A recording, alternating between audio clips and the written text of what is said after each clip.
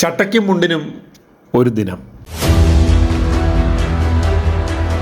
പല ദിനങ്ങളെക്കുറിച്ചും നാം കേട്ടിട്ടുണ്ടെങ്കിലും ലോക ചട്ടയും മുണ്ടും ദിനം എന്നൊരു ദിനമുണ്ടോ? എന്നാൽ കേട്ടോളൂ, അങ്ങനെ ഒരു ദിനമുണ്ട്. ചട്ടയും മുണ്ടും ധരിച്ച് നടക്കുന്ന അമ്മച്ചിമാർ ഇന്ന് വളരെ കുറവാണ്. പുതുതലമുറ ചട്ടയും മുണ്ടും ധരിച്ച വല്യമ്മച്ചിമാരെ വളരെ അത്ഭുതത്തോടെയാണ് ഇന്ന് നോക്കിക്കാണുന്നത്.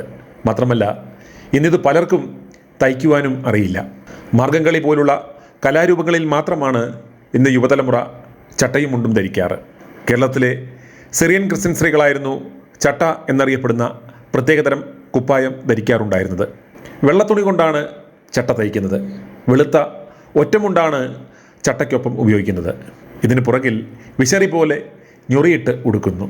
ഇതിനൊപ്പം നേരിയതുമിട്ടാൽ സ്റ്റൈലായി. പഴയകാലത്ത് വിവാഹവസ്ത്രവും ചട്ടയും മുണ്ടുമായിരുന്നു.